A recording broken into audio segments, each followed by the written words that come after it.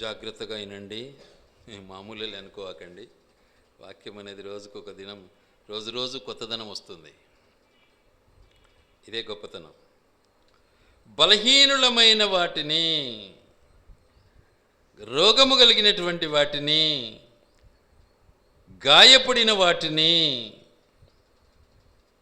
తప్పిపోయిన వాటిని ఇవన్నీ కూడా దేవుడు మనతో మాట్లాడుతున్నాను. మనం ఎలా ఉన్నాం? గాయపడ్డామా? తప్పిపోయామా? అనారోగ్యంగా ఉన్నామా? ఎలా ఉన్నాము? ఏ పరిస్థితిలో మనం ఉన్నాము? మనల్ని మనం గుర్తించడం నేర్చుకోవాలి. మనతో మాట్లాడతాడు దేవుడు. మన దేవుడు మాట్లాడే దేవుడు. కానీ ఆ మాటను మనం లెక్క చేయము. ఎందుకు లెక్క చేయం?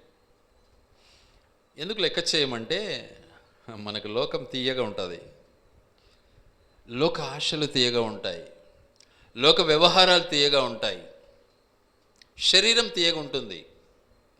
కాబట్టి ఈ పరిశుద్ధమైనటువంటి ఈ తెల్లదనము ఈ రంగుల ముందు పనికిరాదు.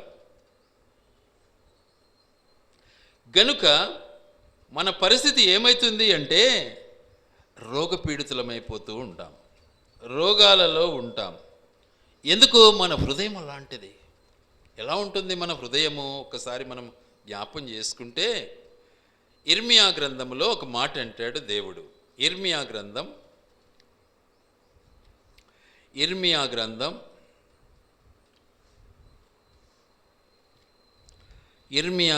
17వ అధ్యాయం.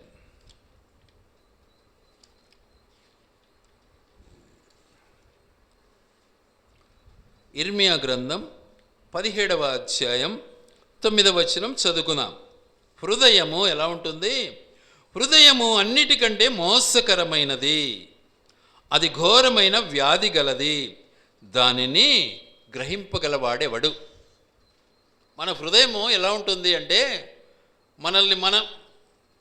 మన హృదయం మనల్ని మోసం చేస్తుంది. ఇది మనం గ్రహించం. మనం కరెక్ట్ అనుకుంటుంటాం. మన మనస్సుకు మనం ఏమనుకుంటాం? నేను కరెక్ట్. నువ్వు చేసే చొట్ట పనులన్నీ ఏం అర్థం కావు, అసలు తప్పుడు ఆలోచనలన్నీ నీకు అర్థం కావు, నేనే కరెక్ట్. అలాంటిది మన హృదయం. అందుకే ఇది ఎలా ఉంటుందని పరిశుద్ధ గ్రంథం మనకు బయలుపరుస్తుంది అంటే చాలా చక్కగా చెప్తుంది. ఇది ఘోరమైనటువంటి వ్యాధి కలిగినటువంటిది. అది హృదయంలో వ్యాధి ఉంది కాబట్టి డాక్టర్ దగ్గరికి వెళ్ళాం మనం. అదే శరీరానికి వ్యాధి వస్తే పరిగెత్తుకుంటూ వెళ్తాం. కానీ ఇది హృదయంలో ఉంది కనుక ఈ వ్యాధి మనకు కనపడదు, పక్కని కానొస్తుంది, ఎదుటోని కనిపిస్తుంది. కానీ ఈ వ్యాధి సొంతానికి కనపడదు. అట్టి వ్యాధిని గుర్తుపట్టడానికి ఈ లోకంలో ఎవరున్నారు అంటే ఒక్క దేవుడు మాత్రమే ఉన్నాడు. ఆయన ఒక్కడే కనుక్కోగలడు. అందుకే అక్కడ అంటాడు ఒక మాట. ఏమంటాడంటే, దానిని గ్రహింపగలవాడు ఎవడు? ఒక్కని ప్రవర్తనను బట్టి వాని క్రియల ఫలము చొప్పున ప్రతీకారము చేయుటకు యెహోవాను నేను, హృదయమును పరిశోధించువాడను, అంతరింద్రియములను పరీక్షించువాడను. చూసారా? హృదయాన్ని గుర్తుపట్టేది దేవుడే. మనం అనుకుంటుంటాము నేను నేను నేను నేను అనే గర్వంతో మన జీవితాన్ని మనం నాశనం చేసుకుంటూ ఉంటాం. నేను అనే పదములో, నేను అనే స్వభావములో, నేను అనే గర్వముతో నాశనానికి సిద్ధమవుతూ ఉంటాం. నేనును పక్కన పెట్టేస్తే విధేయత వస్తుంది మనకు. నేనును పక్కన పెడితే అందరూ మంచోళ్ళుగా కనిపెడతారు. నేనును పక్కన పెడితే ఎదుటివాడు బాగుంటాడు. కానీ నేను అనేది మనలో ఉంటే ఎవడు కూడా మనకు నచ్చడు. ఇక కనుక ఈ నేనును గుర్తుపట్టేది ఎవరు అంటే ఒక్క దేవుడు మాత్రమే. నీ అంతరింద్రియాలను పరీక్షించేవాడిని, నీ హృదయాన్ని పరిశోధించేవాడిని నేను అంటున్నాడు దేవుడు. ఆయన ఉన్నాడని మనకు అర్థం కాదు తొందరగా. గర్వపడి నష్టమైన తర్వాత మేలుకుంటాం. అంతవరకు మనకు అర్థమే కాదు. మన బ్రతికే అలాంటిది. ఎందుకు? అలవాటు పడిన జీవితం ఇది. తాగుడుపోతానికి ఎంతసేపు ఉన్నా తాగుడు మీదనే చింత. గర్విష్ఠికి ఎంతసేపునే గర్వం మీదనే చింత, వ్యభిచారికి ఎంతసేపునే వ్యభిచారి మీదనే చింత. కాబట్టి మన హృదయము ఎరిగినవాడు మన దేవుడు. అట్టి ఆ దేవుడు మనతో మాట్లాడుతున్నటువంటి మాట, నీ హృదయాన్ని నేను పరీక్షిస్తాను, నీ అంతరింద్రియాలను నేను పరీక్షిస్తాను. కాబట్టి నీ పరిస్థితి ఎలా ఉంది అంటే రోగముతో ఉంది. ఏంటిది?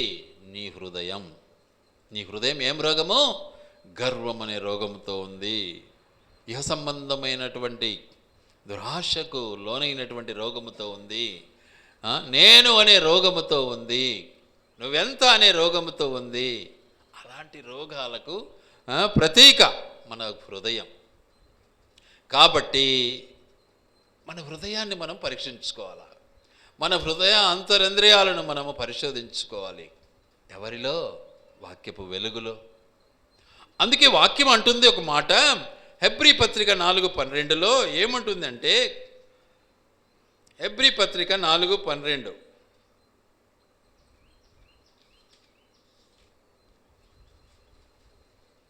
హెబ్రీ పత్రిక 4:12, ఎందుకనగా దేవుని వాక్యము సజీవమై బలము గలదై రెండంచులు గల ఎటువంటి ఖడ్గము కంటేను వాడిగా ఉండి ప్రాణాత్మలను కీళ్లను మూలుగను విభజించునంత మట్టుకు దూరుచు హృదయం యొక్క తలంపులను ఆలోచనలను శోధించును.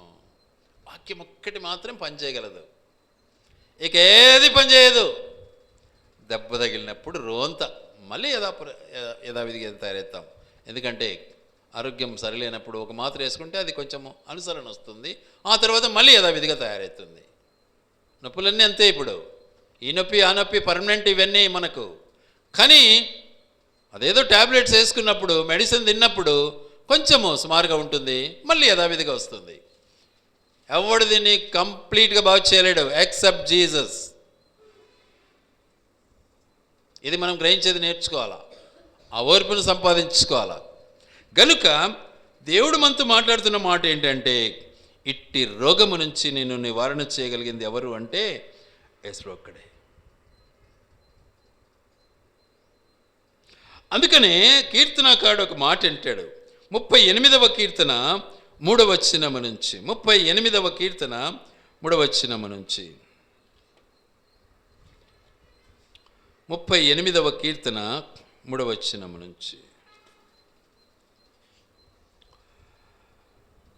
నీ కోపాగ్ని వలన ఆరోగ్యము నా శరీరమును విడిచిపోయెను. ఎప్పుడైతే ఆయన కోపాగ్నికి మనము నిజంగా ఇష్టపడతామో, అంగీకరిస్తామో, ఖచ్చితంగా మన రోగము మన శరీరం నుంచి విడిచిపోతుంది. మాత్రలతో అయితే పోతుంది తొందరగా. ఆ తర్వాత ఏమంటున్నాడంటే, నా పాపమును బట్టి నా ఎముకలలో స్వస్థత లేదు, నా దోషములు నా తల మీదుగా పొర్లిపోయినవి, నేను మోయలేని బరువు వలె అవి నా మీద మోపబడి ఉన్నవి, నా మూర్ఖత వలన కలిగిన నా గాయములు దుర్వాసన గలవై స్రవించుచున్నవి, నేను శ్రమ చేత మిక్కిలి కృంగి ఉన్నాను, దినమెల్లా దుఃఖాక్రాంతుడనే సంచరించుచున్నాను, నా నడుము తాపముతో నిండి ఉన్నది, నా శరీరములో ఆరోగ్యము లేదు, నేను సొమ్మసిల్లి బహుగా నలిగి ఉన్నాను, నా మనోవేదనను బట్టి కేకలు వేయిచున్నాను. ప్రభువా, నా అభిలాష అంతయు నీకే కనబడుచున్నది, నా నిట్టూర్పులు నీకు దాచబడి ఉండలేదు, నా గుండె కొట్టుకొనుచున్నది, నా బలము నన్ను విడిచిపోయెను, నా కనుదృష్టియు తప్పిపోయెను. చూసారా ఎన్ని బాధలు, ఎన్ని వేదనలు మనకు. కారణం ఆ హృదయ రోగముతో ఇన్ని బాధలు వస్తున్నాయి మనకు. ఆ హృదయ రోగాన్ని మనం గ్రహించడంలే. నేను అనే ఒక్క చిన్న మాటను మనము విడవలేకపోతున్నాం. అది మనల్ని ఏల్తా ఉంది, దానికి మనం దాసోహలమైపోయాము. ఇది మనం గ్రహించాలి. అది గ్రహించకనే ఇవన్నీ మనకు చుట్టుకుంటున్నాయి. సముద్రపు అలల్లా మనల్ని చుట్టుకుంటున్నాయి. సముద్రపు అలల మధ్య మనం ఉన్నాం. సముద్రము నీటితో నిండి ఉన్నట్లు లోకము పాపముతో నిండి ఉన్నది. కాబట్టి మన జీవితాన్ని మనం గుర్తించి ప్రభువుకు అప్పగించుకుందాం. ప్రభు వాటి నుంచి మనల్ని కాపాడాలని ఇష్టపడుతూ ఉన్నాడు. ఎలా కాపాడగలడు అంటే చాలా చక్కగా మాట్లాడతాడు. నేను కాపాడేదానికి వచ్చినాను నాయనా అంటున్నాడు. ఊరికి రాలే, నేను నిన్ను కాపాడాలని వచ్చాను.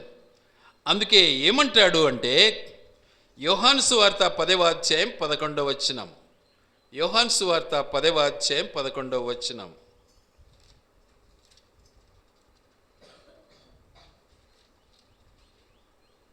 యోహాను సువార్త 10వ అధ్యాయం 11వ వచనం.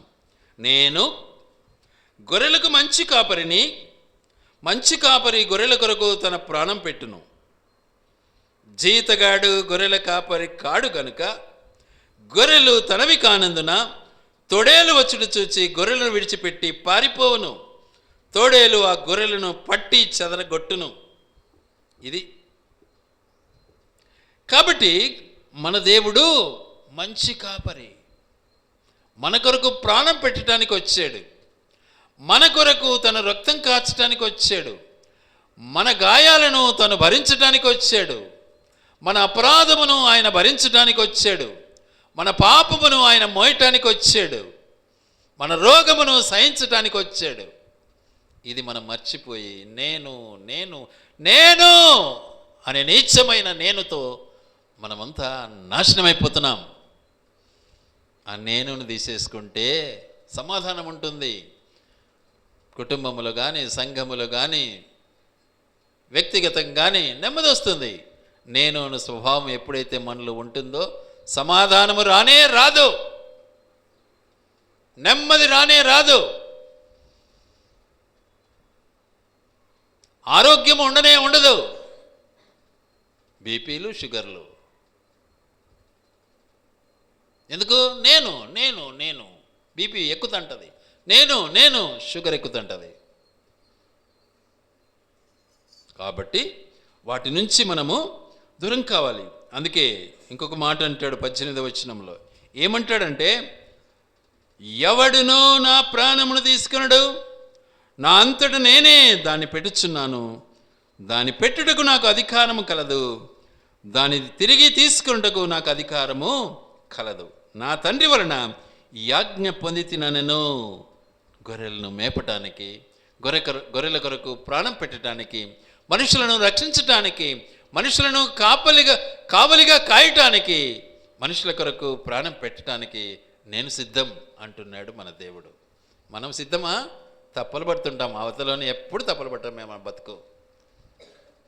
నీచమైన ఆలోచన మనది.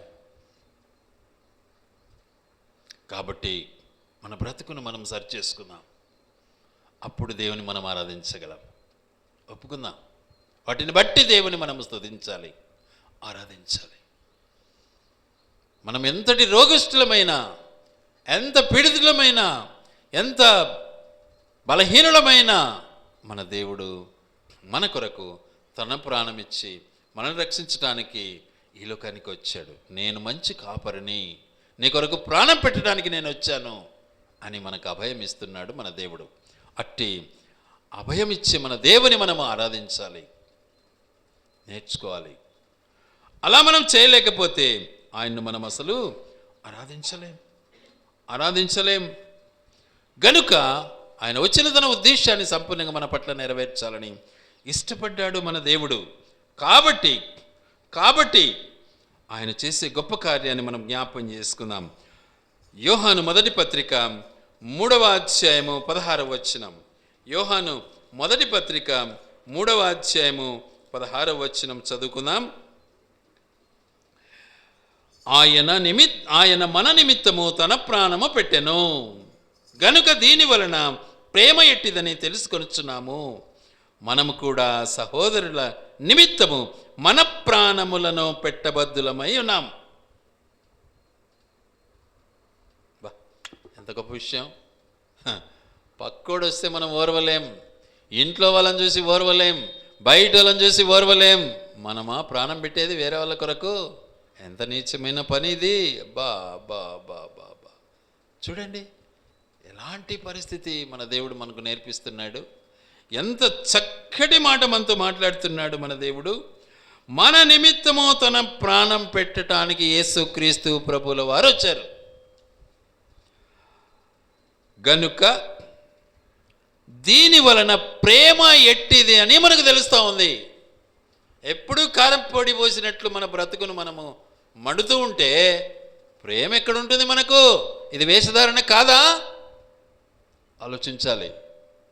ప్రేమలో సమాధానం ఉంటుంది, ప్రేమలో కోపం ఉండదు, ప్రేమలో ఆడంబరం ఉండదు, దీనత్వం ఉంటుంది, ప్రేమలో తగ్గింపు ఉంటుంది, ప్రేమలో గర్వం ఉండదు, ప్రేమలో వ్యతిరేకం ఉండదు. మన బ్రతుకులు ఇవన్నీ ఉన్నప్పుడు ప్రేమ ఎలా ఉంటుంది? మోసం కదా. దాన్ని మనకివ్వటానికి యేసుక్రీస్తు ప్రభువుల వారు ఏతించారు, మన దగ్గరికి వచ్చాడు. ఏం చేశాడు? తన ప్రేమను కనపరచి మన కొరకు తన్ను తాను అప్పగించుకున్నాడు. ఆయన ఆరాధించే భాగ్యం మనకిచ్చాడు, మనకు ప్రేమను చూపించాడు. ఆయన ఆరాధించడం నేర్చుకోవాలి. మనకు విధేయతను చూపించాడు, ఆయన ఆరాధించాలి. మనకు రోగ నివారణనిచ్చాడు, ఆయన ఆరాధించాలి. మనలో ఉన్న గర్వాన్ని తీసివేసడానికి వచ్చాడు, ఆయన ఆరాధించాలి. మనలో ఉన్నటువంటి స్వనీతిని తీసివేసేయడానికి వచ్చాడు, ఆయన ఆరాధించాలి. కాబట్టి ఆ స్థితిని మనం గుర్తించినప్పుడే మన బ్రతుకు ధన్యమవుతుంది. అలా మనము చేయకపోతే ఆయన ఆరాధించిన వాళ్ళము కాలేము. గనుక ప్రభువుని మనం ఆరాధించే వరముగా జీవించాలి. జీవితమే ఆరాధన, మన జీవితమే ఆరాధన. మాటిమాటికి గర్విస్తూ మాటిమాటికి నేను అనే స్వభావాన్ని కలిగి ఉంటే ఎలా నువ్వు దేవుని ఆరాధిస్తావు? ఇది వేషధారణ అంటారు దీన్ని. కాబట్టి విధేయత కావాలి మనకు. గనుక దేవుని మనము ఆరాధించే వరంగా ఉండాలి. ప్రతి మాటలో చీ చూ చా అనుకుంటూ ఎప్పుడు చూసినా కూడా కోపము, వేషము, వేషధారణ, ఎలా నీవు ప్రేమ నీకు ఎలా ఉంటుంది? ఇది వేషధారణ కాదా? ఇది పాపం కాదా? అందుకే దేవుడు వచ్చాడు, అందుకే మన కొరకు వచ్చాడు. ఆయన ఏం చేస్తున్నాడు? మన కొరకు తన ప్రాణం పెట్టాడు. దీన్ని బట్టి ప్రేమ ఏంటిది అని మనం అర్థం చేసుకోవాలి. ఇంకా అర్థం చేసుకోలేదంటే మనంత నీచుడు ఇంకొకడు లేడు. దీన్ని బట్టైనా మనం అర్థం చేసుకోకపోతే మనల్ని మించిన నీచుడు ఇంకొకడు ఉన్నాడు. అందుకే మనము కూడా సహోదరులని నిమిత్తము ప్రాణం పెట్టేవారముగా మన జీవితాలను సమర్పణ కలిగి జీవించేది నేర్చుకోవాలి. ఇతరుల కొరకు ఎల్లప్పుడూ కూడా మనము అట్టి సమర్పణ కలిగినటువంటి వారమై ఉండాలని దేవుడు మనల్ని హెచ్చరిస్తూ ఉన్నాడు, మనతో మాట్లాడుతూ ఉన్నాడు. ఆయన చేశాడు కనుక మనకు చూపిస్తూ ఉన్నాడు. మనము చేసేది లేదు, ఇంకొకరికి చూపించలేదు. మనలో గర్వమే గర్వం. ఏం మేలు? ముందు తగ్గించుకోవాలా. వస్తానే టీ ఇవ్వడము, నీళ్ళు ఇవ్వడము, అన్నం పెట్టడము కాదు ప్రేమ అంటే.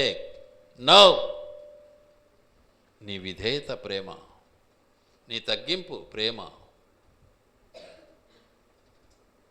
కాబట్టి మన జీవితాలను మనం సరిచేసుకోవాలి. దేవుడు మనతో మాట్లాడుతున్నటువంటి మాట. అట్టి స్థితిని మనము కలిగి ఉన్నప్పుడే దేవుని మనము ఆరాధించగలము. దేవుడు మనల్ని మరలా లేపుతాడు. పడిపోయిన నిన్ను నన్ను లేపటానికి ఆయన సంసిద్ధుడు. ఎలాంటి రోగమైనా బాగు చేయగలిగినటువంటి సామర్థ్యుడు. అగ్ని గుండముల నుంచి బయటకు తీసినటువంటి దేవుడు, సింహపు బోన్లో నుంచి మనిషిని కాపాడిన దేవుడు, సముద్రములో నుంచి నడిపించిన మన దేవుడు నీ రోగము నా రోగము బాగు చేయలేడా? చేయగలడు. అయితే ఆయనకు లోబడాల.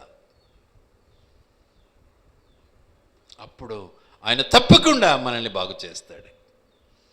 అలా లేకుండా దేవుడా నా రోగం బాగు చేయి, నేను మాత్రం నా ఇష్టానుసారంగా ఉంటాను అంటే కుదరదు. నీ ఇష్టానుసారంగా ఉండేది దేవుని బిడ్డ కాదు, సైతాను బిడ్డ. కాబట్టి దేవుని యందు మనము నిరీక్షణ కలిగి దేవునిలో మనము కొనసాగించబడినటువంటి వారముగా, దేవుని కొరకు జీవించబడినటువంటి వారముగా మన బ్రతుకును మనము జ్ఞాపం చేసుకుందాం. ఇంకొక మాటను జ్ఞాపం చేసుకుందాం. చూడండి దయచేసి ఏమంటున్నాడు ఇక్కడ. అదే 4వ వచనంలోనే ఒక మాట ఉంది. అక్కడ ఏం మాట ఉంది అంటే 2వ పదం అక్కడ ఏమనింది అంటే, హెజ్కేలు గ్రంథం 34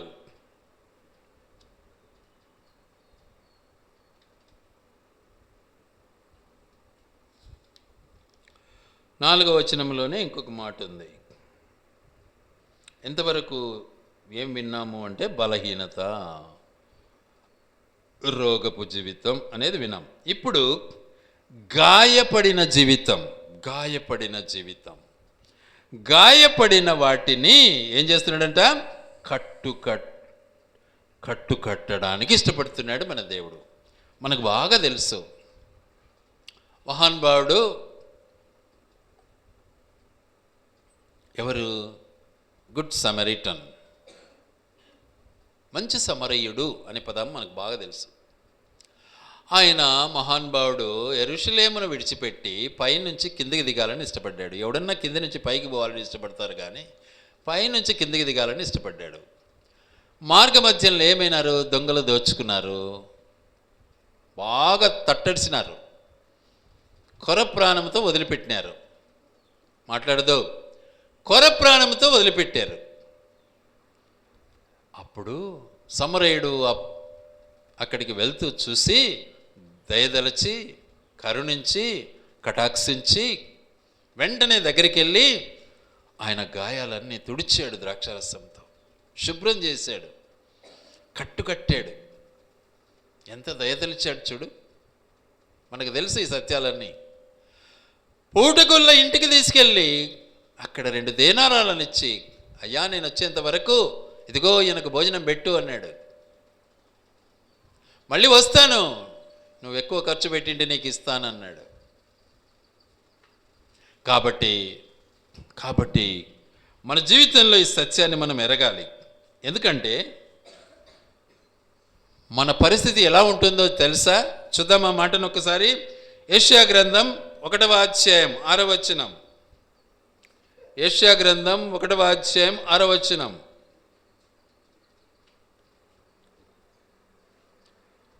అరకాలు మొదలుకొని తల వరకు స్వస్థత కొంచెమైనను లేదు, ఎక్కడ చుచ్చినను గాయములు, దెబ్బలు, పచ్చి పుండ్లు. అవి పిండబడలేదు, కట్టబడలేదు, తైలముతో మెత్తన చేయబడలేదు. ఆ రీతిగా ఈ దేశమే పాడైపోతా ఉంది అంటున్నాడు దేవుడు. అంటే మనలో ఏ ఘోషాన పరిశుద్ధత లేదు. చేతుల్లో పాపమే, కాళ్ళల్లో పాపమే, తలలో పాపమే, హృదయంలో పాపమే, గాయాలకు బానిసలమైపోయాం మనమంతా కూడా. అందుకే దేనికి గాయపడుతున్నాం? మనడు యెరూషలేమును వదిలిపెట్టి యెరికోకు బయలుదేరుతున్నాడు అంటే మనం దేనికోసం ప్రయాసపడుతున్నాం? మనం కూడా యెరికో కోసమే ప్రయాసపడుతున్నాం. ఏం కావాలి? లోకం కావాలి, ధనం కావాలి, ఆస్తి కావాలి, డబ్బు కావాలి, గొప్పతనం కావాలి, పేరు ప్రతిష్టలు కావాలి. వాటిని బట్టి మన హృదయాలు, మన ఆలోచనలు బాబ్బా ఎంత గాయపరచబడుతుంటాయంటే చెప్పేదానికి లేదు. బైబిల్ పట్టుకొని లెక్చర్ కొట్టేవాడు కూడా ఈ రోజుల్లో దానికోసమే ప్రయాసపడుతున్నాడు. చాలా మంది గొప్ప పేరు కావాలి, యేసయ్య పేరు కాదు కావాల్సింది, నేను అనే పేరు కావాలి. అలాంటి గాయపడిన జీవితం ఎక్కడ కూడా మెత్తన చేయబడలే. అనువనువున గాయమే, శరీరం అంతా గాయాలే, గాయాలతో నింపబడి ఉన్నావు. నీ జీవితం అంతా కూడా కృంగిపోతున్నావు. కాబట్టి సమరయుడు నీకు అవసరం. కనుక మంచి సమరయుడు నిన్ను పరామర్శించి, నిన్ను కాపాడి, నీ కట్లు కట్టడానికి దేవాది దేవుడు తానే దిగి వస్తున్నాడు. ఆయనే తన ప్రాణం పెట్టాడు. ఆయనే తన రక్తాన్ని కార్చాడు నీకోసం. నీకోసం 2 దేనారాలను ఇచ్చాడు. మళ్ళీ వస్తానన్నాడు. ఇంకా కూడా నీకు ఆ జ్ఞాపకం రాదా? కట్టినోని కూడా నువ్వు మర్చిపోతే నీ బ్రతికేంటి? ఏమని ఆరాధించగలవు నువ్వు? ఆలోచించు ఒకసారి. కాబట్టి దేవుడు నీతో మాట్లాడుతున్నటువంటి మాట చాలా స్పష్టంగా ఉంది. ఎలాంటి క్లిష్ట పరిస్థితులలో దేవుడు నిన్ను కాపాడుతున్నాడో ఒక్కసారి ఆలోచించుకో. కరోనా వచ్చి ఎంతోమంది వెళ్ళిపోయారు. ఎంతోమంది. దేవుడు మనల్ని కాపాడాడు. కృతజ్ఞత వద్దా మనకు? వద్దా? నాకు సోకలే, నేను బతికినానంటే ఎందుకు సోకలే నీకు? దేవుడు నిన్ను కాపాడుతున్నాడు. కలరా వచ్చి ఎంతోమంది గ్రామాలు నాశనమైపోయినాయి. కానీ మనల్ని దేవుడు కాపాడాడే. మరి అట్టి దేవుని నువ్వు ఆరాధించవా? కాబట్టి జ్ఞాపం చేసుకో. అట్టి దేవుని నువ్వు స్తుతించడం నేర్చుకో. అలా నువ్వు చేయకపోతే నీ బ్రతుకు నాశనం అయిపోతుంది. కాబట్టి దేవుడు చేసినటువంటి ఈ గొప్ప కార్యాలను బట్టి మనం కూడా మన దేవుని బట్టి దేవుని ప్రేమను ఎరిగిన వారమై పలువురుల కొరకు మన హృదయాలను సమర్పించుకొని మనం కూడా దేవుని యందు, యేసుక్రీస్తు ప్రభువునందు ఇతరుల కొరకు మన యొక్క సజీవ సాక్ష్యాన్ని కాపాడుకుందాం. పరిచర్య చేద్దాం. దేవుని నామాన్ని గణపరుచుకుందాం. దేవుడి మాటలు ఆయన వెనికిడిలో దీవించి ఆశీర్వదించునుగాక. ఆమేన్.